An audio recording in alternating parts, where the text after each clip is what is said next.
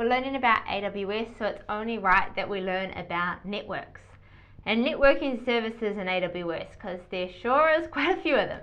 What are networking services?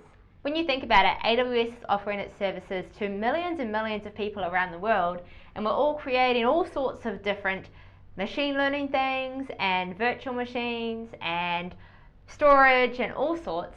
So how come we only see what we've created? How is it that AWS is actually giving us this little private view of everything that we want to see, and we're not seeing anyone else's stuff?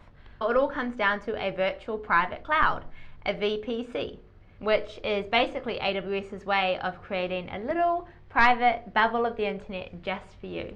But I know what you're thinking, wait, what exactly is a network to begin with? That's a great question. If you imagine a network that we're already familiar with, which is like roads and highways, that's a network of physical things that we see that connect different locations, homes, businesses, towns. They're all connected by a network of roads.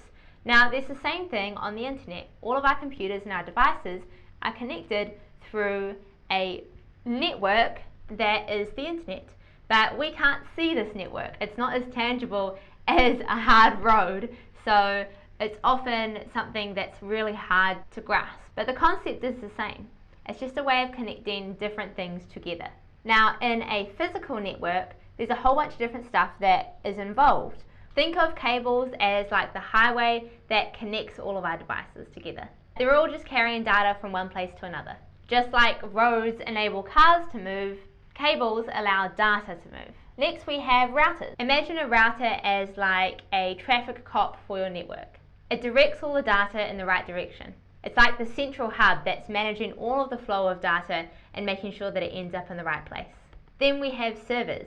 Servers are like the data warehouses of the network. They store and manage all of the information that you might want to access over the internet. When you browse the internet, you are getting data that is stored in servers. Then we have wireless access points. These allow devices like your phone or your laptop to connect to a network without actually needing a wire or a cable. It's like a magical door that just allows you to connect to the internet without actually having to plug anything into your computer. And Wi-Fi is obviously the clear example of this. Many home routers, so your Wi-Fi at your house, come with a built-in wireless access point. So they're all combined into a single device. Then comes switches. Switches are like the post office of a network. They help to direct data once the data is in the network. So when you send an email from your computer to a friend's computer, it goes to the right place. And finally, firewalls. Firewalls are like the security guard of your network.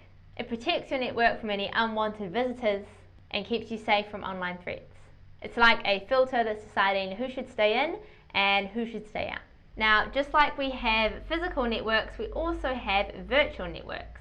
Virtual networks don't need any of the cables or the servers or anything like that for you to manage. That's all handled and run by AWS. Virtual Private Cloud, which is Amazon's network service, or one of them, is a great example of this. The largest network that we have is obviously the entire internet, but you can create your own little networks for yourself, which are just private to you. So when we're talking about setting up your security, setting up the protocols for what goes in and what goes out, you can customize those rules for your own little corner of the world, your own little corner of the internet.